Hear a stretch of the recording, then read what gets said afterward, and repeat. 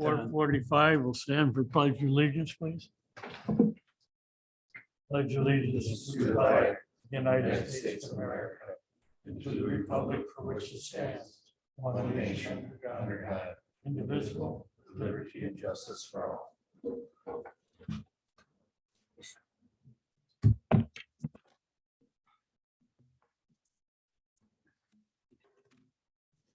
Any changes to the agenda? I don't think so, no.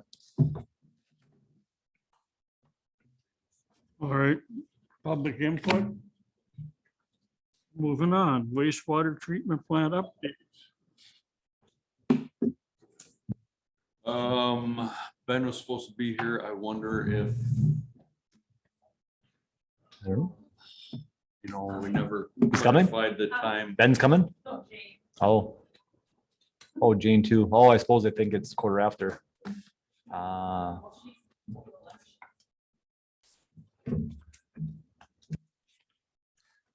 would suggest that we move on, and if Ben comes at, quarter after 5, then we can slip him back in.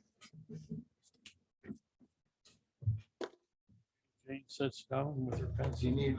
Yep. Do you need a motion to move that down on the agenda to like number 10?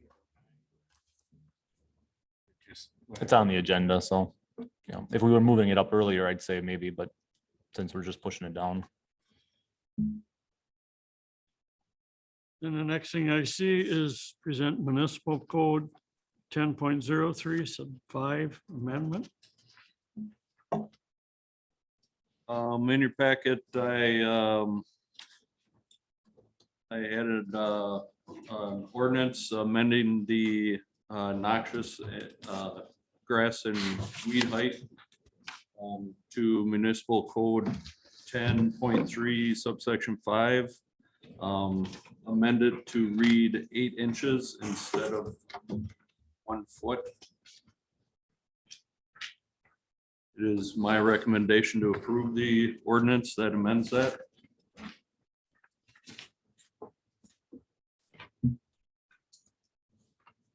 For motion, do we want to make a motion? I'll make it. Second. Motion made by Mr. Herder, second by Mr. Ritchie to approve amendment to municipal code 10.03. I'll just add that this was something that was discussed last month and was just, we had a lot of discussion. We're bringing it back. So if anybody's on YouTube wondering why we're just running through it, this was discussed last month and just bringing it back with the direction that was given. You need 2 readings for that? Once it goes to the council, 2 readings for the ordinance. Okay. You're just recommending for it to go to council. Any questions? All in favor, signify by saying aye. Aye. Opposed? Motion carried unanimous.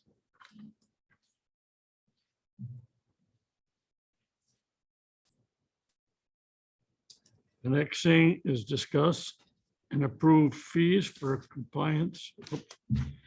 Approved to hire industrial roofing services to create bid specifications and oversee construction for hail damage. Actually, Mike, you were correct on number 5. Number 5. Yep.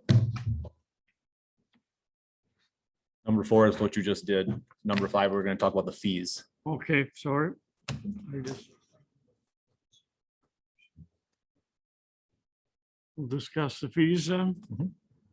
In your packet, I included a letter that we would send to residents in non-compliance of the 10.3 subsection 5 for the grass height.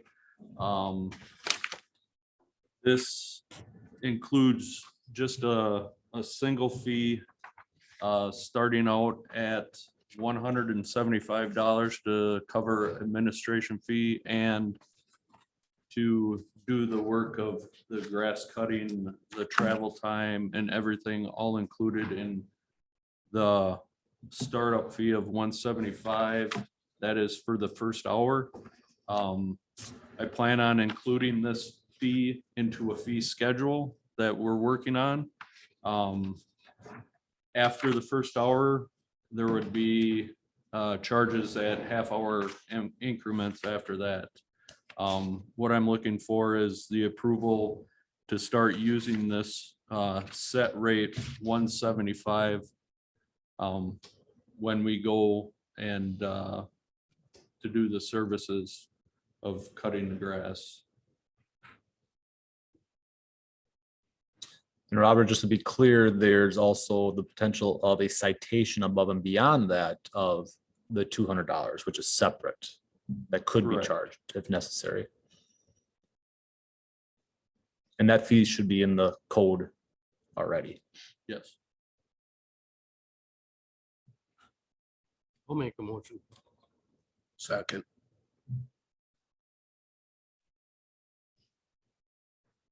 Heard. Motion made by Mr. Dorsey, second by Mr. Herder to approve. Further discussion? All in favor signify by saying aye. Aye. Mayor Mark is on, he's an aye. What? Mayor Mark is on, and he Mark was an is aye as on. well. He voted? Correct. 10-0. Mhm. All right. Approved to hire Industrial Roofing Services Incorporated to create bid specifications and oversee construction of hail damage repairs to the city buildings. As you're aware of the hail damage that was received by many of the city facilities, coming to a total of, well over the $25,000 it takes to put it out for bids. And with unique flashing systems like on the aquatic center and stuff,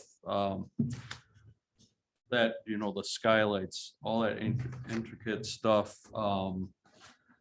I checked with our insurance carrier, and they do provide coverage for this type of service. It'd be nice to have Industrial Roofing Services or IRS on board. They would do all the specs for what these buildings need as far as repair, oversee it, put it out for bid, pretty much the full package. And I figured because of no cost to the city, we should use them to do the repairs. And I'm just looking for your approval this afternoon to use them. Chad, does that do anything for that roof at the library? Or we I couldn't match, but believe it- the library roof was not damaged, if I recall. That is correct. I Yep. don't see it on the list. Yeah, I didn't. see it. It Correct. did not make the list. Yep. The insurance company the adjuster came out and looked at all the roofs, and these are the ones that you see up on the screen that we could claim damage on. Okay, So too bad. unfortunate.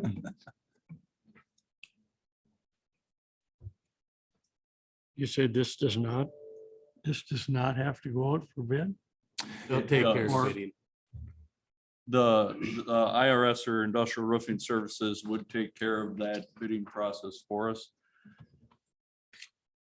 Since Make a these, motion- okay, go ahead. I'll make a motion to hire Industrial Roofing Services. to create bid specifications and oversee the construction and hail repairs in city buildings. Made by Mr. Dorsey, second by Mr. Herder. Any further discussion? All in favor, signify by saying aye. Mayor Marks and I. Motion carried 10-0. Next item I see is discussion on revocable occupancy permit structures that extend into the city right of way for the downtown North Water Street reconstruction. For this item, I thought I'd make everybody aware, being that this is a DOT project as far as the road work. Working within this right of way. The state's pretty specific, not saying they will require this permit, but if it does come up, you're at least aware of what's what it pretty much tells the state that the city of New London realizes that these items, for instance, the steps at the Grand Theater are in the city's right of way. That we realize that and that we're okay with it because it will not change the design of the plan downtown. It gives us our clearances. It still makes them responsible for those steps. And with this permit, that's where the revocable part comes in. If we wish that, not saying that we would or anything like that, but it gives the city the right to still claim that right of way.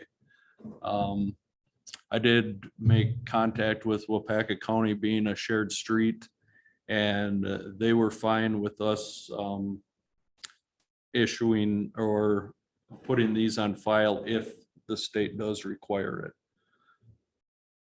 it. We could run into instances where awnings and that are on the line or over the line by a little bit, we might need this on file as well, but it's just that it's on file. It wouldn't change anything from a city standpoint as far as doing a project or being able to keep the items in that right away. I mean, an awning that sticks out over the street. Right away is from line straight up. Yep.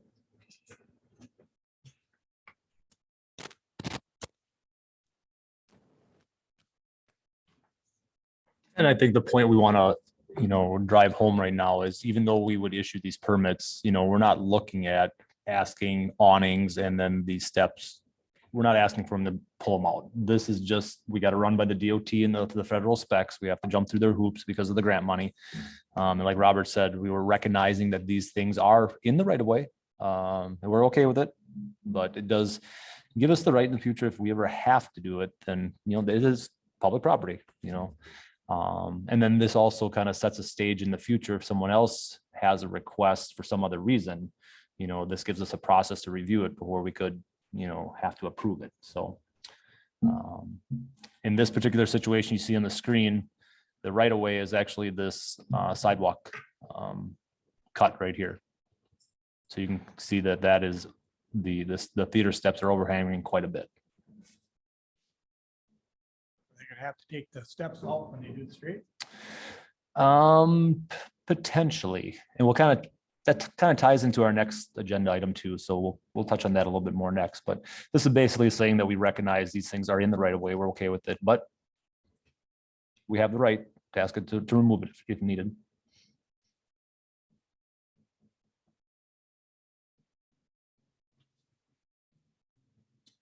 We need a motion. Yeah, but what we're going to do is we're asking the council to approve and allow city staff to issue these revocable permits for any property that has items in the right of way and just to put them on file. for the most part. I'll make the motion. I'll second it.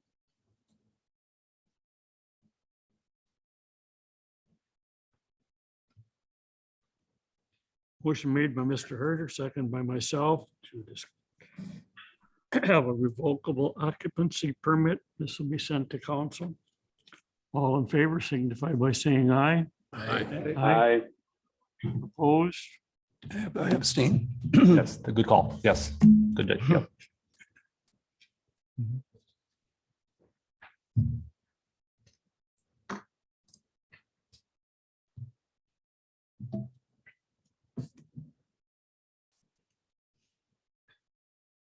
The next item would be to discussion to have Heritage Research Limited prepare assessment of effects for documentation for Old City Hall and the Grand Theater. I kind of fell in the middle of this process and Chad has a lot more knowledge on this process, so I'll ask him to please proceed with that. No problem. So you may or may not recall, we hired Heritage Research LTD, and this is a process required through this whole grant, federal funding, DOT funding. We basically had to hire a consultant to go through the entire project zone and identify any buildings that were either on the National Registry or have potential to get on the National Registry. The initial research came back and found that the Old City Hall and the Grand Theater qualify at this point in time at an initial blush for the National Registry. The next steps is that we have to continue this process if we want the grant money. We have to hire the consultant for the next steps and to prepare an assessment of effects documents for each property. In your packet, he's got some information in there about what that all means. But basically, he's going to look further into the Old City Hall and then the Grand Theater property and determine if in fact that yes, they would be potentially on the National Registry if they ever apply in the future. And then first of all, then he's going to look at the project and determine if our project has any adverse effects on them ever applying in the future.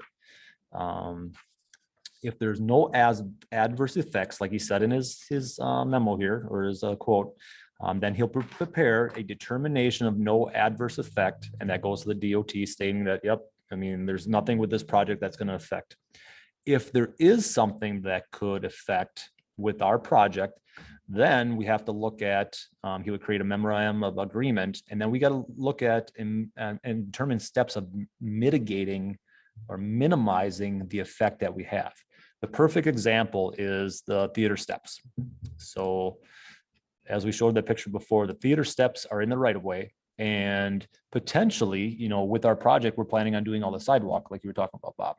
We would actually have to have them remove these to do the project. Now, is that going to be an adverse effect to the historical value of it that would affect or reduce the chances that they could apply for the National Registry in the future? I think in this case, we can work around that, but this probably is going to be one of those things that he's going to have to make up a memorandum saying that this does, or our project, which is in the right of way, could affect steps, and they need those steps for the emergency access that for that building. We have to have them there. Otherwise, there's no emergency access for the theater. Luckily, in our case, we've had discussions with the manager of the theater.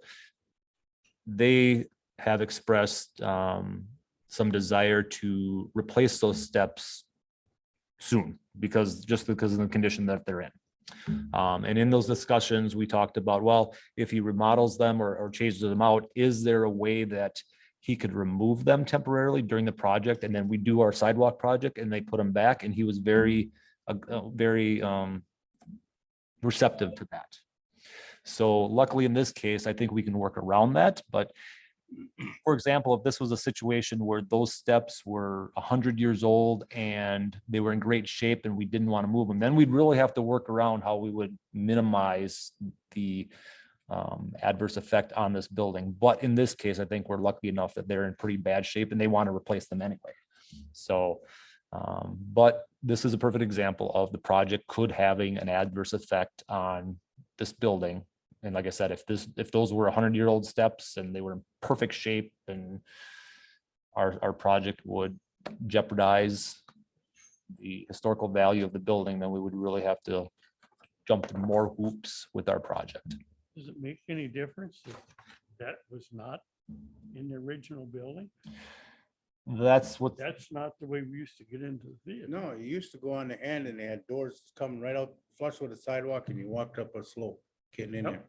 And that's for the consultant to research and determine. He's actually worked with Christine and the museum already and gotten information. So Is this a historical adverse effect of it? I'm not gonna say I'm an expert at that, but like I said, these are hoops we gotta jump through because we want $2.9 million in grant funding. Right, the old, not historical. What's that? The steps might be old, but not historical.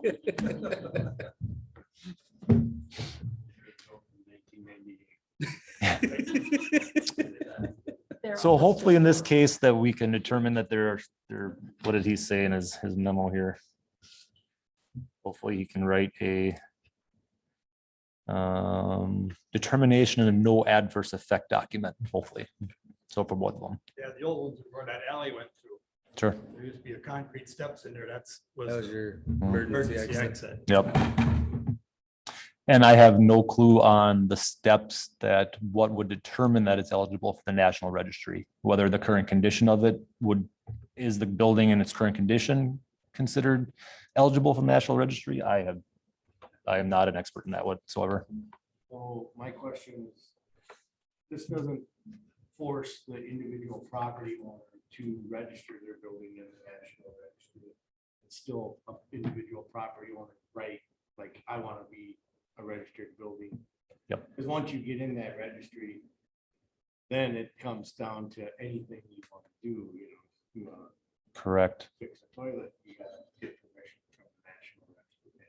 I'm guessing in the past, there've been state or federal funded projects that have done something to a building to adversely affect it, that then all of a sudden they couldn't apply for it in the future. And that's what they're trying to prevent. They're trying to make sure that whatever we do is not going to, jeopardize the chance that somebody could apply for in the future. It does not require them at all. We're just making sure that we're not going to be the ones that jeopardize the chance to apply for it in the future. So basically, we're looking at hiring Heritage Research Limited on the amount not to exceed $5,609.50 to continue his process for the DOT grant.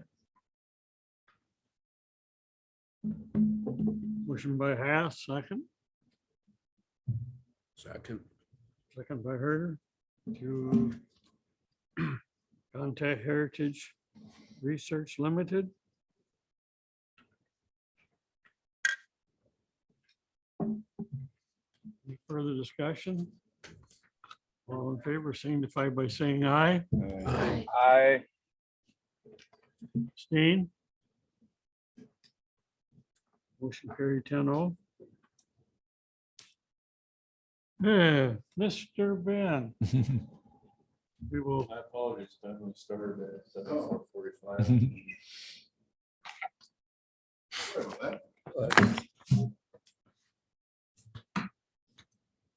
Well, good afternoon. Anybody have any questions on the write-up I had regarding the permit information that has changed?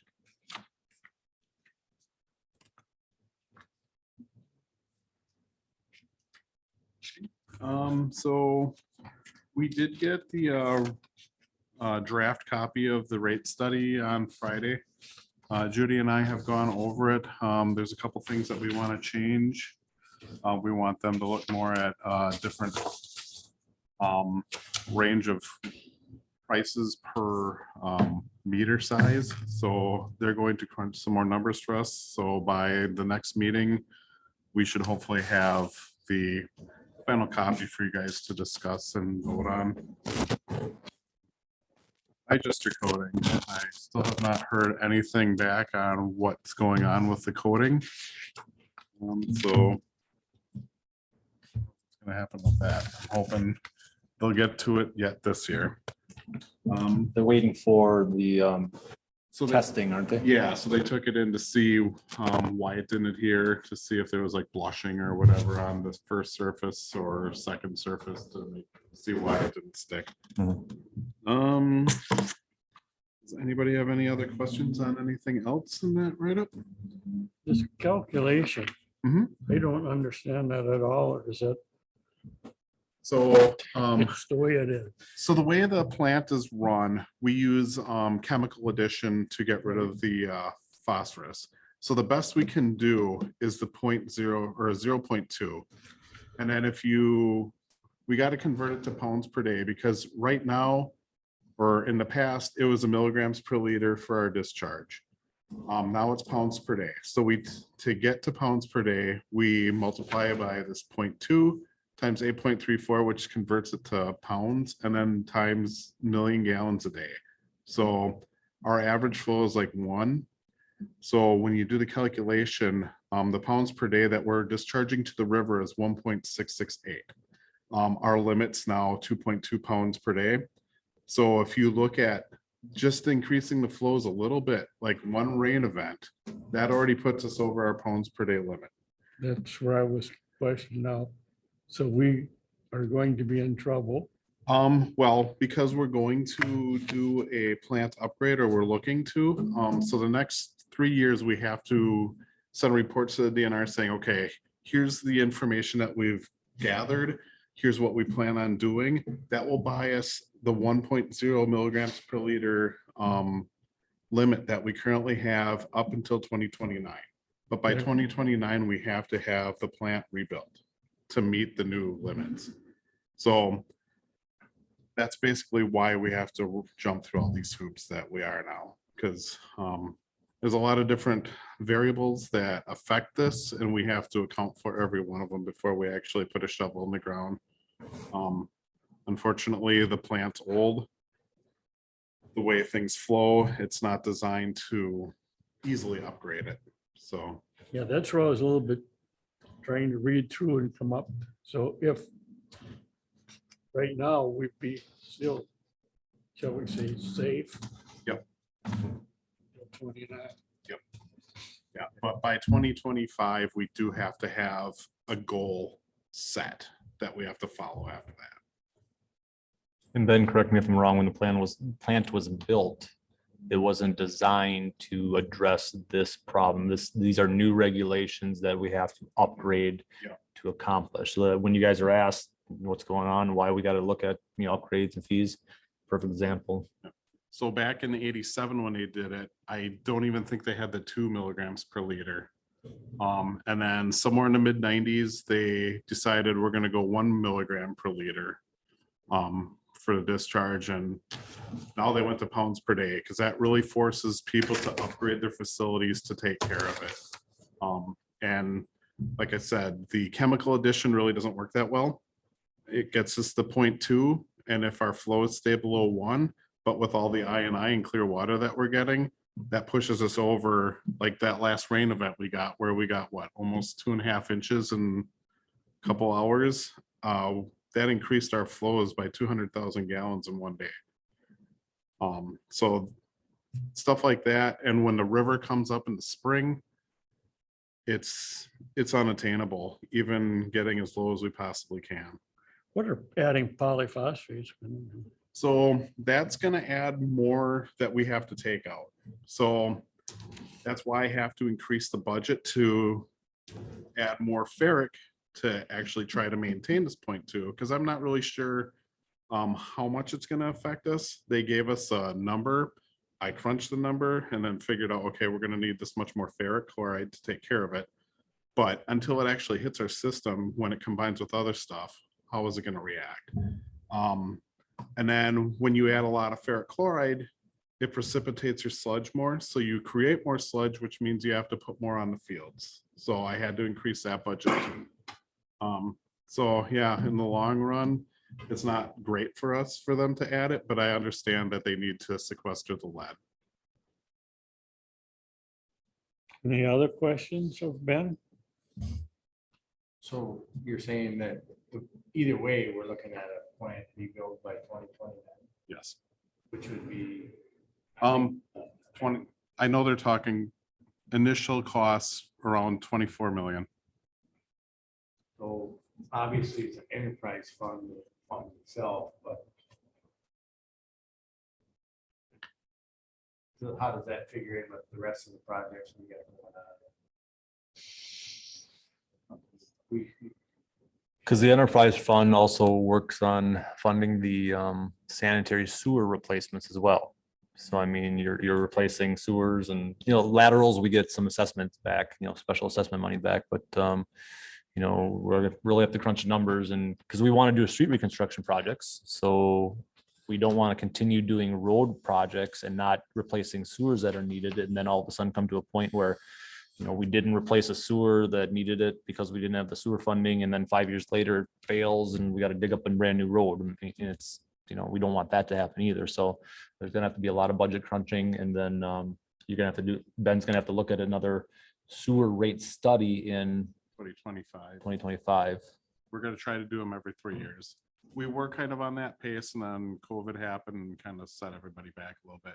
Mhm. But one thing, when I was discussing with Judy, our rates for this next 3 years, it sounds like a lot of it can be funded out of pocket right now with the current, but like Oshkosh Street, I know is gonna have to be bonded, because that's a complete redo from basically Wolf River Avenue to at least Pershing, if not all the way to Beckert.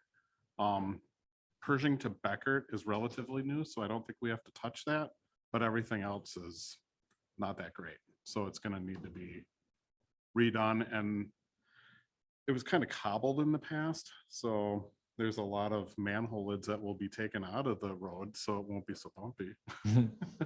But yeah, that's something that we all throw into the rate study when we're calculating the future costs for the ratepayers. So like for the plant itself, so like if we were gonna do maintenance in the next 7 years, I look at it as a car. In fact, my daughter's got a car that's got 300,000 miles. I don't think I'd be looking at replacing the transmission, knowing that she's gonna need a new car in 2 years. So, okay, I think I know where you're going. So in the past, I brought up changing out the W3 system, the water system. We're gonna put that off. We hope we can put a lot of that stuff off until the actual construction. So I won't be asking for huge sums for capital equipment costs every year. Just because we know that there's probably gonna be an upgrade. So the transmission and everything, we're just gonna hope it lasts. And then when it's time to sign on the dotted line that we got a new car, then we're just gonna pay for the new car and not everything else. So that's, Not leaking the radiator. yeah. I'm just asking. 'Cause No, and that's- I need to put $10 million into a fix. when 9 years Exactly. ago, Yeah, and we feel the same way. Because we want to be as fair as we can with the ratepayers. We don't want to spend more money than we have to. But at some point, something's gonna have to be done, because just like everything else, nothing lasts forever. The concrete's already getting close to its life expectancy. And there's some concrete that's almost 70 years old. That who knows how much longer it's gonna last, but hopefully it'll last us another couple of years to get to, 2029. Thank you. Yep.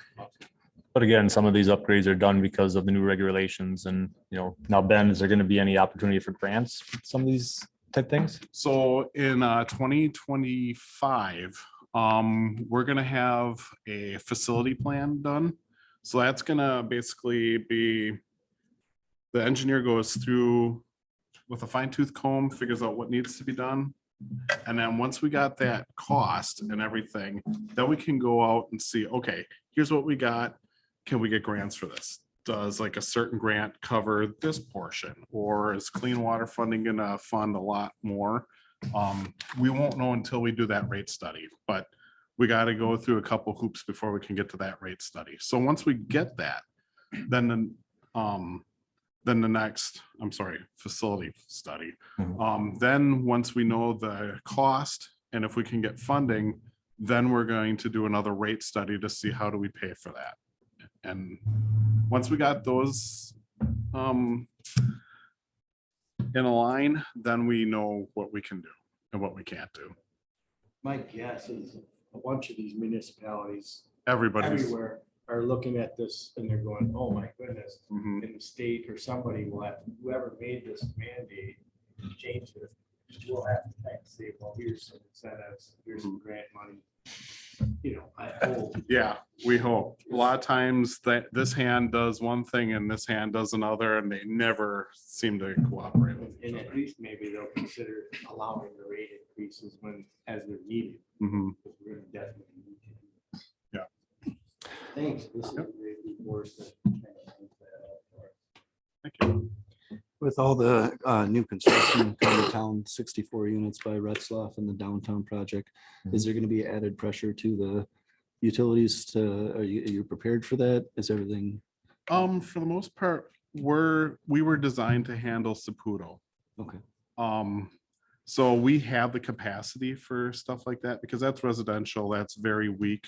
Like a huge industry coming in, then we could probably have some issues, depending on how big and how much they want to give us. But the residential stuff, we would have no problem. And it seems like our sewers, for the most part, except for Oshkosh Street, are in fairly decent condition. But any other questions? All right, well, sorry, I didn't realize we were starting earlier than normal. Thank you, Ben. Next item, IC's director's report.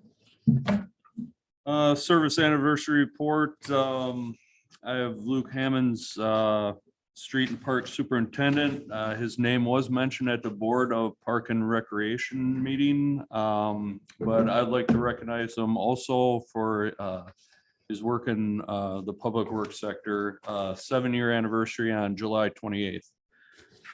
Avon, Lima and Lions Street Reconstruction is wrapping up the stormwater end of it.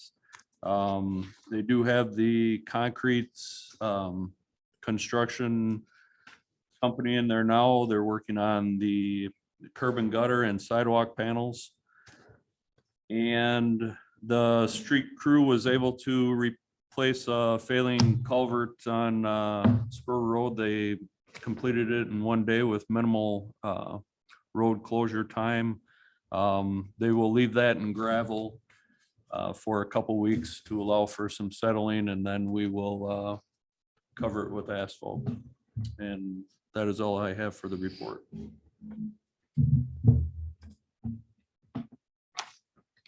Future agenda items. We already have on discussed wastewater treatment plant wages. And we've another discussion on large item disposal. Anything else we should be adding? I'd like to discuss, New London has a lot of uncontrolled intersections. I know last year we put in a bunch of stop signs on Nassau. Somewhere in that area. Yep. I've been hearing some complaints about Smith Street. Is there a way that we could maybe put in some yield signs or stop signs at some of these uncontrolled intersections? I don't know what the cost would be or.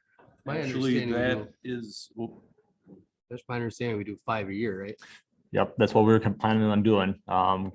It's funny because just And- yesterday we were talking about, and I sent I believe Robert the that order. street is on the docket for this year, 5 intersections. I'll double check and bring that at the next meeting, but I'm almost positive Luke was telling me that was the street slated for that. But we've got a big sign order. I just filled out the paperwork and I sent it to these guys to review. So we're looking at, the stop signs and then the yield signs in the 5th ward. We can kind of add that to that project. So that's not in our yearly sign budget. So we're going to add them onto there. Same with Retzloff. We can add those to the TID when he extends Southland Lane. So we've got those kind of on that order. And then, like Robert was saying, additional 10 stop signs for another 5 intersections for this year. So, and these guys will figure out what the intersections are, but yeah. I don't know do we need stop signs or would yield signs be even sufficient? I think Depends on the intersection. pushing stop signs, isn't he? Thought he was. A lot of it's based off of traffic volume, and if it's a lower volume, I'm not familiar with traffic volume in that area. And that's something I could go over. Because even, a lot of those intersections are rare, rarely 2 cars come at the same time, but there's that one time where the guy's just going and he doesn't even look, and it's like, if there's a yield sign, at least, oh, hey, I gotta slow down. Defines the right of way. Who's got the right of way? Especially some of them are in like bottom of hills or halfway down a hill, like up off of Smith, that's my neighborhood. I understand what you're talking about there because you said people don't hardly stop for stop signs to begin with. And don't know how to treat a uncontrolled intersection. If I remember correctly, the last time we discussed this, I brought up yield signs and they said they wanted you to stop anyway because they actually don't want you traveling that road. They want to force you to go out to your main service, so like division and stuff. So I had brought up the same thing, we just need yield signs and that, it's like. Put enough stop signs on the road, people stop driving down it. Then they can move to their artery streets, they call them. Arterial and collector.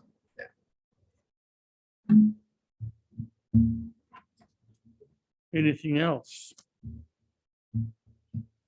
Move to adjourn. I'll second it.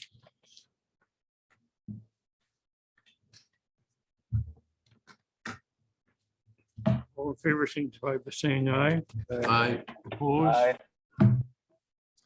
Motion adjourned. All right, we'll take a couple minute break to reset for the Parks and Rec Committee meeting.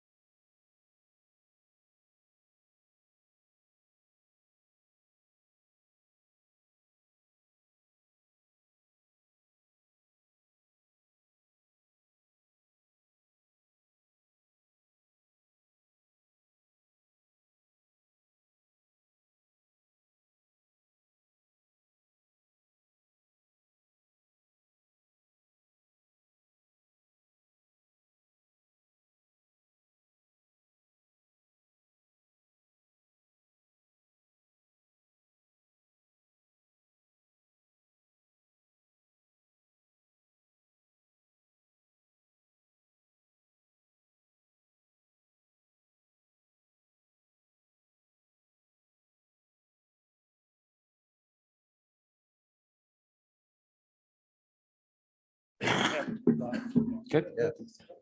5:30, I'd like to call the Park and Rec meeting to order. We're going to put this stand for the pledge of allegiance. Allegiance to the flag of the United States of America and to the republic for which it stands, one nation, under God, indivisible, with liberty and justice for all. Change the agenda None from me. for approval of the agenda. Make a motion.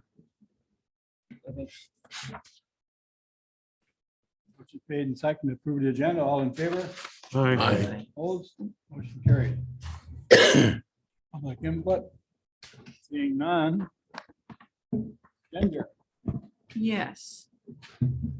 Okay, so after our discussion of at the last meeting of the youth sports agreement, I did go in and define the fees.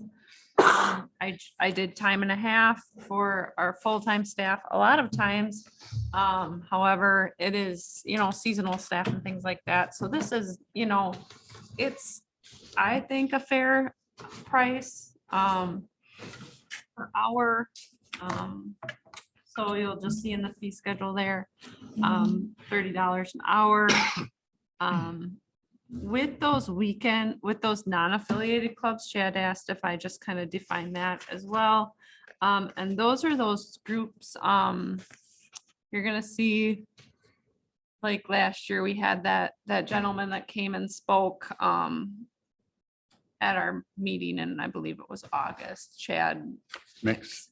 So he's a club that he invites his team to play, invites girls to play. They pay, a certain fee. They're kind of more private group. They are definitely a for-profit, I would call them. I also have had several teams from the Valley call and ask if they can use Memorial Park. And we've never had a fee set up to charge them for our time. It was usually men's softball. So we didn't have the time actually to allow them onto our fields at the time when they asked. So that was kind of our way of saying no to them. But that would include that open space rental, which is already a part of our fee schedule as well. So is there any questions on anything that I added to from the last time? So Dorsey, anything you got? I see you added the Sunday morning garbage pickup. I did. Yep. We did do a trial run with that. It went really well. Luke was very grateful about how you guys lined it up. It was really slick. He said it took him less than he thought it would in time to do that. And he was able to. Yeah. And I think you guys were okay with it. It went well for you guys, and yeah. Anytime we don't have to Anytime pick you them don't up, have to yeah. do it. Yeah. So, yeah. Well, I guess as long as if you guys got more input on the fee schedules, so that look. Yeah, enough just to you wanted guys? to, just all they're asking is that there's a definitive amount, not just, Yes, a guess. Yeah. So, if it's and I guess that's what we wanted to do. $30 an hour, we can figure out if it takes them 2 hours. It's real easy what check we have to write. Sure. Mhm. It's, I guess better that's that what we way. were after, what everybody was after was something Right. like that. It's in writing anyway then. Yep. Is there any problem with these other teams coming to town? Is that going to be something that have we to get our look at? tournaments in plenty early that we Yeah. don't, we know when we're having them. We know when next year's are already. So if somebody would call and want to use Memorial Park on a weekend, we're not there. It's not an issue at all. So that shouldn't. No. Another thing that I didn't think of, but where this could be an option is, say, a group that would want to rent the field for like a kickball tournament or something like that. Like, the fire department has, and they would obviously be included as affiliated group. But a private group that wants to fundraise and do a kickball tournament, that would be the same rate. And I have a feeling that we're gonna see that request soon from a group, so this sets me up for answering to them as well. You guys are all, you're satisfied with this? Everything looks fine? Yep, and I talked to Luke. Luke is the one that kind of helped me. He agreed with it, so. Anybody else have anything on it? I was just wondering, in the researching, did you contact other cities, municipalities? I did. We had, it's a full gamut of different, answers out there, but I would say the majority of municipalities are charging some rate. The bigger the city, the more rules there were for using facilities, and the nicer the facilities. Like you see, Appleton has complexes that are, huge, and it's there's a lot of money going into those. So Part of that, if they have the bigger fees, then the Right. clubs don't do anything with the diamonds either. And it's on the city to redo all the diamonds, redo all the dugouts and concession stands and all that. So Yep. this is a really good working relationship. And I like that there's fees involved with the extras. I mean, needs to be done. That's nice with the fees. You can hand the paper to somebody and then they know exactly what it is. There's no guessing or arguing about anything. So I think that was a good idea. That we visited this. Anybody else have anything else on it? Yeah, there's a possibility, and Ginger is aware of this, and some of you are, that next year we could have a American Legion girls fast pitch team here. Okay, and I'd just like to be assured when we're approaching this, that we have the space to put them up. And the timeline that they would use it would be very similar to what we have for the Badger Boys program today. Mhm. So, it'll start in early June and end up normally by the 1st of August. The Clippers. It'll be tough. Yep. It'll be a tight squeeze. It'll be a tight squeeze for the schedule. I do know that. I know that there is a senior league already, and I feel like they may merge into one. I'm not sure though. I've only given them the information. I have not, I don't know if they're interested or not, so. But it's the same age group. I don't see there's enough room down there for a No, senior league it'll and be- a Clippers league. No. So they're either gonna have to, it's gonna have to be Merge and- one or the other. Yeah. 'Cause And that's kind of what I've been talking to Melinda about, and just, I believe from what I've heard, I think they are going the Clipper route though. they I are think they are. trying to encourage, yeah. I don't see why they wouldn't. Yeah, I mean, Kind of seems like a good fit. But they would be included in that affiliated, like, they would need to go through the appropriate steps to give me their insurance and things like that. So just like the Clippers do, so, yep. And I can work with the coach, they'll have to work closely with us, so. Jim, where are they from? All over the state? Yeah, well, right now, there's like 4,000 baseball teams in this country, that are either A or AA ball. And they're planning on getting a program very, very similar to that. Except it's going to be fast pitch, softball. And it would be for the same age class as we have for the Clippers, right? 17 under and 19 and under. Yeah. 19 and under? Just like your varsity and junior varsity for high school. Yeah, high school. Yeah. Interesting. Mhm. Director's report.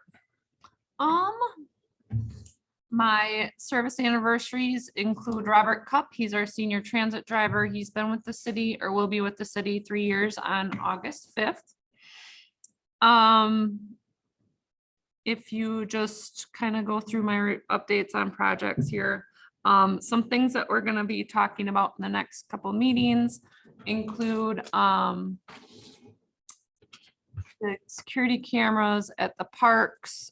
With that project, I would like to have a conversation about having public Wi-Fi at Pfeiffer, Hatton, and Memorial Parks. That was a request from the mayor. I'm probably some constituents, I would guess, Yeah. that came from. So we should probably talk about that.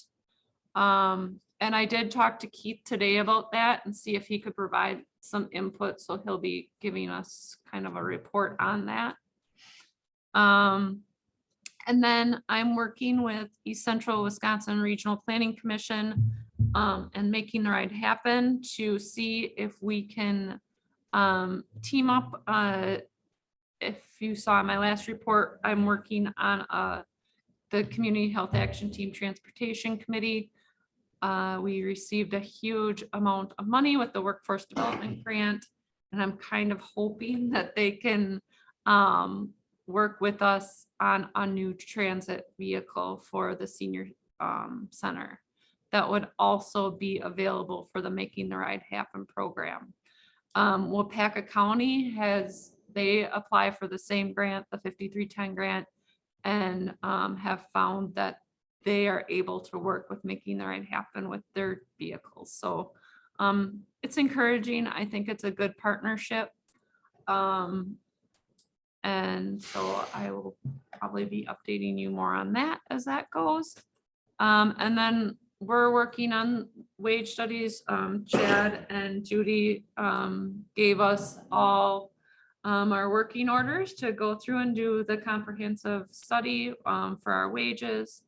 Also my seasonal staff wages, and then obviously with that goes the fee policy and schedule. So all of those things will be coming up on our plates for August and September. Backtrack a little bit. Yeah. I gotta get an approval for the youth. Oh, yeah, sorry. Yep. That's my fault. That's okay. I look for a motion to approve the youth sports agreement policy. I'll make that motion.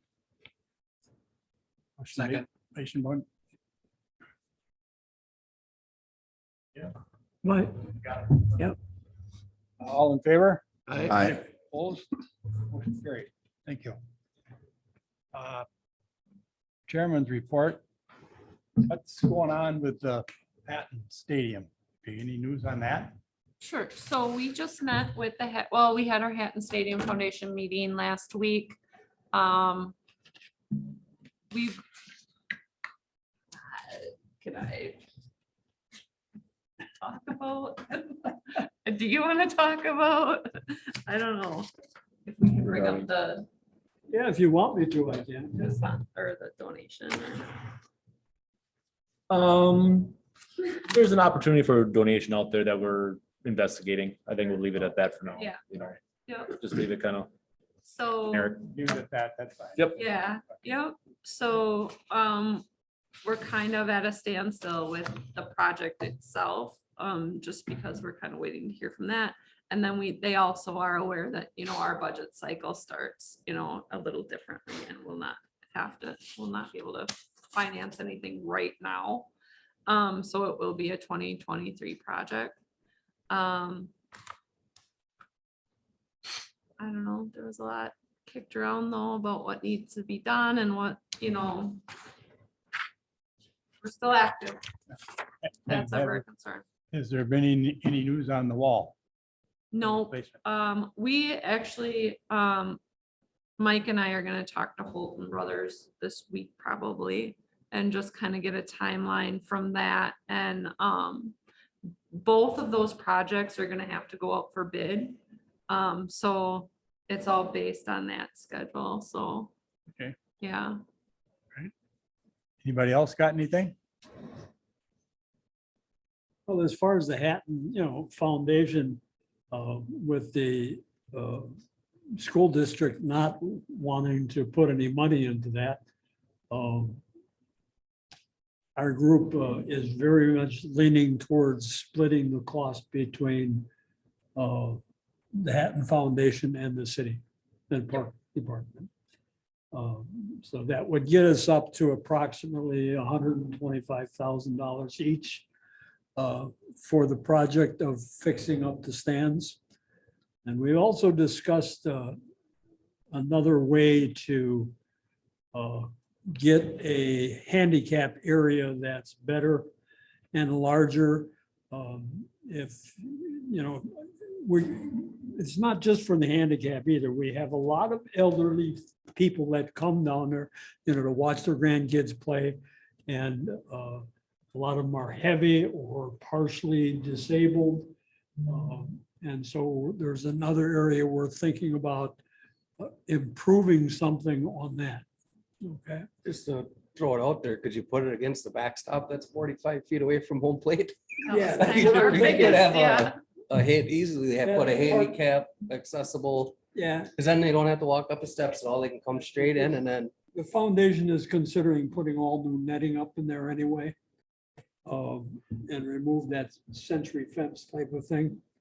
And if we put a wide enough place all the way around, okay, the wall there, we think that would be able to seat, 30 or 40 heavier people or I think it'd be handicapped more people. than big enough if Yeah. you put that in there and that whole backstop. And there's probably more room back there than most major league ball diamonds. Yes. I tell you what, when a catcher gets the ball, they never look at second base. They're always looking at third. And I just wanted to make you aware of that, possibilities that are coming up. Anybody else have anything else? Look for a motion for adjournment. Second. Motion made second to adjourn. All in favor? Aye. Or adjourn.